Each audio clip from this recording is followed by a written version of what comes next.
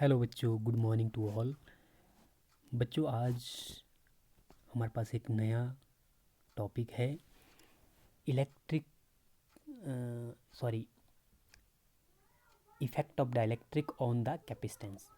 देखो बच्चों, इससे पहले हमने जो आर्टिकल किया उसमें हमने किया कि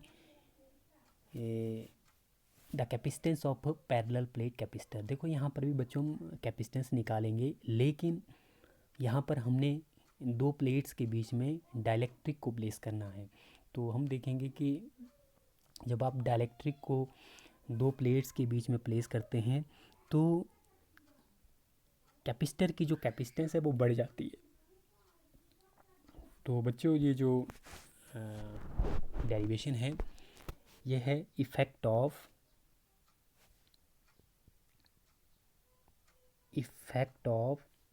dielectric, DI effect of dielectric, ELECTRIC, effect of dielectric on the capacitance, CAP,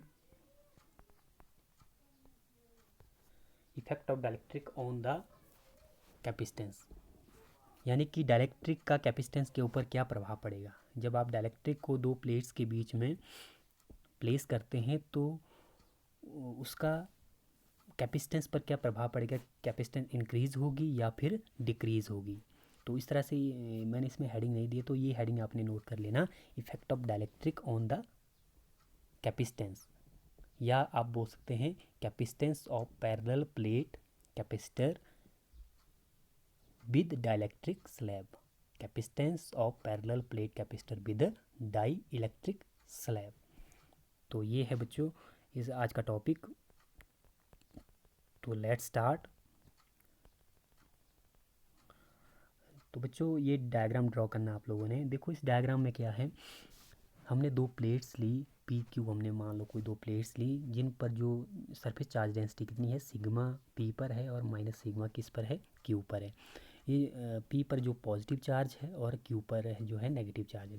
जो नेगेटिव चार्ज वाली जो प्लेट है बच्चों, ये ओबेस, ये आपको याद रखना है कि ये हमेशा ग्राउंडेड होती है, इसको ग्राउंडेड किया जाता है नेगेटिव चार्ज वाली प्लेट्स को।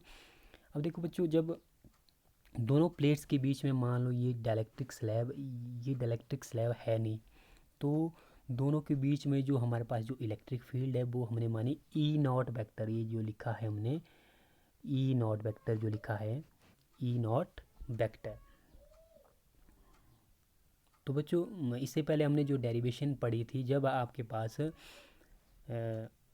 जब दोनों प्लेट्स के बीच में कोई भी डाई इलेक्ट्रिक नहीं है या फिर दोनों के बीच में स्पेस है, तो हमारे पास जो कैपेसिटेंस आता था वहाँ पर हमने सी करके लिया था, लेकिन हमने यहाँ पर लिया है सी नॉट करके। यहाँ लिखा जो है initially the capacity of a capacitor when vacuum between its plate is, यानी कि दोनों के बीच में अगर वैक्यूम है, यानी कि अभी कोई डाइलेक्ट्रिक स्लैब नहीं है, तो उस केस में सी नॉट किसके बराबर आएगा। हमने प्रीवियस जो टॉपिक है उसमें हमने किया है C naught equals to A epsilon naught upon d, A epsilon naught upon d, इसको इक्वेशन 1 मान लिया हमने। अब हमने क्या करना है, अब इस डाइलेक्ट्रिक स्लैब को हमने बीच में प्लेस करना है। Let us introduce a dielectric slab of thickness T. ये जो टी थिकनेस वाला हमने एक डाइलेक्ट्रिक स्लैब दोनों प्लेट्स के बीच में प्लेस कर दिया बच्चों।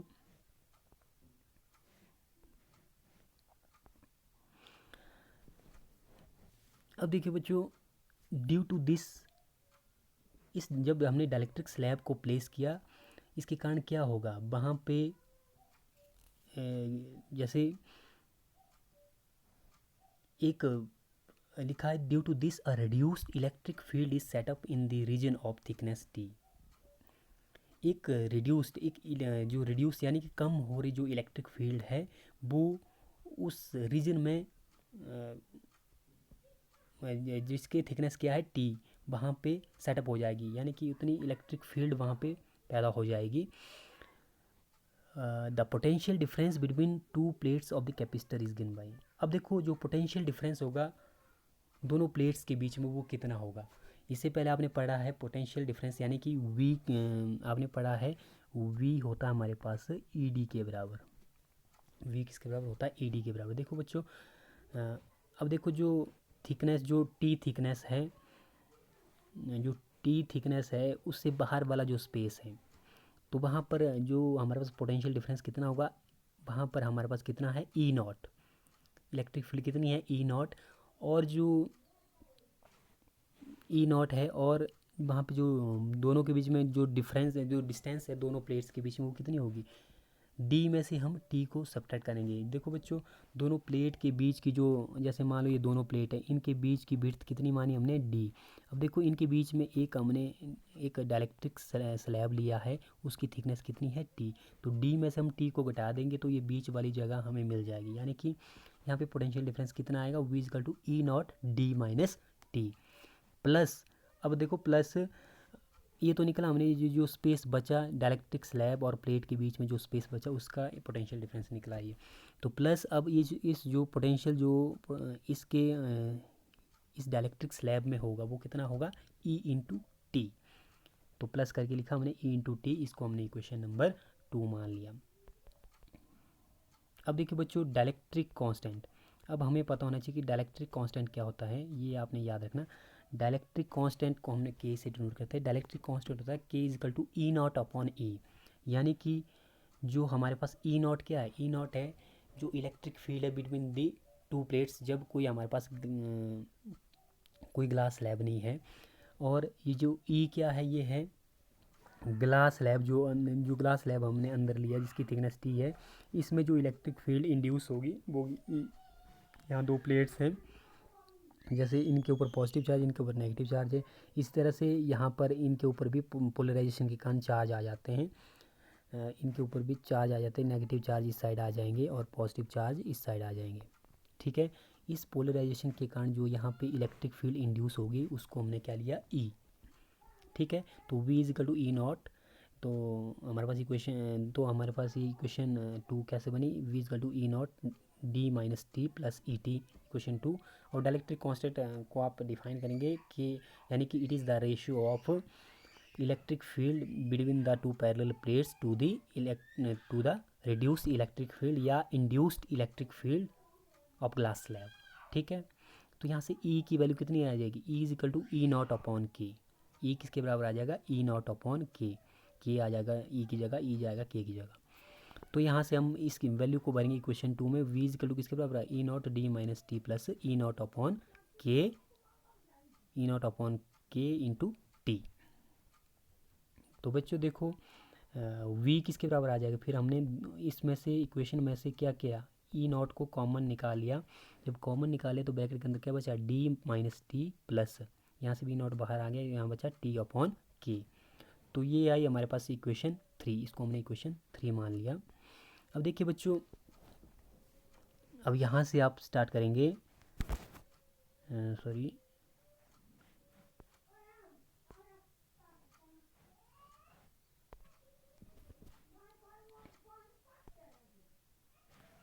यहाँ से आप स्टार्ट करेंगे बच्चों। देखिए बच्चों, इसमें वी किसके बराबर आएगा, देखो ई नॉट हमारे पास जो होता था, ये आपने इससे पहले पढ़ा है, ई नॉट होता है sigma upon epsilon not. E not किसके बराबर होता है, सिग्मा अपॉन एप्सिलॉन नॉट। ये हमने पहले भी ड्राइव की है। तो ई की ई नॉट की जगह क्या भरा हमने, सिग्मा अपॉन एप्सिलॉन नॉट। तो v is equal to sigma upon epsilon naught bracket d minus t plus t upon के। तो यहाँ से बच्चों v इक्वल्स टू आएगा सिग्मा, आपको पता है सिग्मा होता है, सिग्मा की जो वैल्यू होती है वो होती है चार्ज पर यूनिट एरिया, यानी कि q अपॉन ए। तो इसकी जगह में q upon A epsilon naught, q upon A भरा सिग्मा की जगह, या q upon A epsilon naught bracket d minus t plus t upon K. इसको इक्वेशन नंबर 4 मान लिया हमने। इसको क्या माना हमने, इक्वेशन नंबर 4। अब देखिए बच्चों, from the formula of capacitance, capacitance का फॉर्मूला इससे पहले हमने डिराइव किया है। यहाँ से देखो C is equal to Q upon V, यानी कि चार्ज पर यूनिट पोटेंशियल। तो यहाँ से बच्चों सी इक्वल्स टू किसके बराबर आया है, देखो यहाँ से नीचे देखो, C is equal to Q upon V की वैल्यू भरी हमने इक्वेशन 4 से, Q upon A epsilon naught bracket d minus t plus t upon K bracket close. तो सी इक्वल्स टू किसके बराबर आया, ये ये जो ए एप्सिलॉन नॉट बट क्यू से ये जो ऊपर क्यू से क्यू कट जाएगा, हमारे पास ए एप्सिलॉन नॉट ऊपर चला जाएगा, तो ए एप्सिलॉन नॉट अपॉन क्या बचा, D minus t plus t upon के। ठीक है, अब देखिए बच्चों सी किसके बराबर आएगा, C equals to A epsilon naught upon, देखो बच्चों ये जो डिनोमिनेटर में हमने डी को हमने कॉमन निकाल दिया, तो डी कॉमन निकाले, ब्रैकेट के अंदर क्या बचेगा, डी की जगह बचेगा 1 माइनस टी की जगह डी नहीं है तो यहाँ डी से हमें डिवाइड भी करना पड़ेगा, तो टी अपॉन डी प्लस आगे यहाँ से यहाँ भी डी नहीं है तो डी से हमें डिवाइड करना पड़ेगा, तो ऊपर टी है तो टी अपॉन डी के। तो इस तरह से ये हमारे पास देखिए अब सी किसके बराबर आएगा हमारे पास, C will be equals to C naught upon, देखो ये देखो बच्चों C equals to A epsilon naught upon d, ये क्या है, A epsilon naught upon d, इसको हमने क्या माना, सी नॉट। तो हमारे पास ये आया सी इज इक्वल टू, क्योंकि सी नॉट, देखो बच्चों हमने इससे पहले कैपेसिटेंस का जो, जब दोनों प्लेट्स के बीच में कोई भी वैक्यूम था या फिर कोई डाइलेक्ट्रिक स्लैब नहीं था, तो वहाँ पे हमने सी, वहाँ पर हमने सी की वैल्यू पढ़ी थी, C is equal to A epsilon naught upon d, ऐसा पढ़ा था हमने। तो बच्चों वही हमने यहाँ पे भरा, तो हमारे पास सी की वैल्यू कितनी आई, C is equal to C naught upon 1 minus t upon d plus t upon d K, bracket close. तो यहाँ से हमारे पास सी किसके बराबर, C is equal to C naught, यहाँ देखिए बच्चों, यहाँ ऊपर देखिए इस जगह पे देखिए, C is equal to C naught upon 1 minus t upon d plus 1 minus t upon d हमने कॉमन निकाल दिया। देखो बच्चों तो हमारे पास क्या बचेगा, अगर आप इस इक्वेशन से देखो तो हम टी अपॉन डी हमने यहाँ कॉमन निकाल दिया, ब्रैकेट के अंदर टी अपॉन डी की जगह 1 बचेगा, माइनस आगे बचेगा 1 अपॉन के। तो ये हमारे पास this is the derivation of capacitance of a capacitor when dielectric slab is placed between them. जब डाइलेक्ट्रिक स्लैब को प्लेस करते हैं आप, तो आपके पास ये इक्वेशन बनेगी।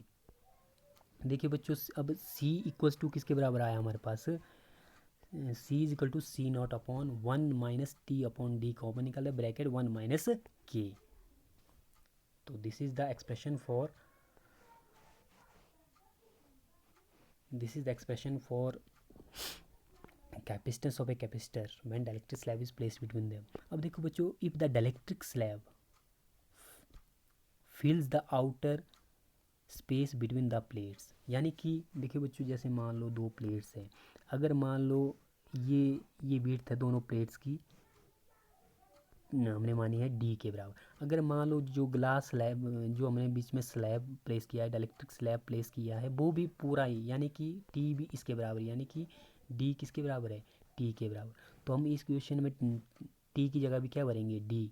तो हमारे पास ये इक्वेशन देखो क्या बनी, C equal to C naught 1 minus D upon D, bracket 1 minus K, D से डी कट जाएगा, आपके पास कितनी आई equation, C equal to C naught upon 1 minus bracket 1 minus 1 upon के। तो इस तरह से वैल्यूज़ कितनी आई हमारे पास, अगर आप देखें तो C is equal to C naught upon 1 minus, bracket को जब आप खोलते तो माइनस माइनस अंदर प्लस हो जाएगा, तो 1 माइनस 1 प्लस 1 अपॉन के। तो यहाँ पे देखिए बच्चों सी किसके बराबर आया, अब देखिए 1 से बन गया 0, तो 1 अपॉन के चला जाएगा ऊपर, तो हमारे पास क्या हो जाएगा, सी इज इक्वल टू के सी नॉट। तो यहाँ से के की एक और डेफिनेशन बनी, सी अपॉन सी नॉट, यानी कि के क्या बनी यहाँ से, is the ratio of capacitance of a capacitor when there is a vacuum in between two plates to the capacitance of here k is equal to it is the ratio of capacitance of a capacitor when dielectric slab is placed between them to the capacitance of a capacitor when vacuum is between the two plates। तो c upon C naught यानी k is equal to c upon C naught. For example जैसे मान लो k की value अगर मान लो 5 है, तो c not किसके बराबर आ जाएगा, 5 पिको फैरेड, यहाँ पी एफ का मतलब है पिको फैरेड। तो C is equal to 5 into C naught की वैल्यू क्या है 5 पिको फैरेड हमने मानी है, तो सी किसके बराबर है 5 इंटू 5 यानी C is equal to 25 pico farad. तो ये थी बच्चों डेरिवेशन, और वेरी इंपॉर्टेंट डेरिवेशन है बच्चों एग्जामिनेशन पॉइंट ऑफ व्यू से, तो आपने इसको नोट कर लेना। Effect of dielectric on the capacitance of a capacitor. तो थैंक्स फॉर वॉचिंग।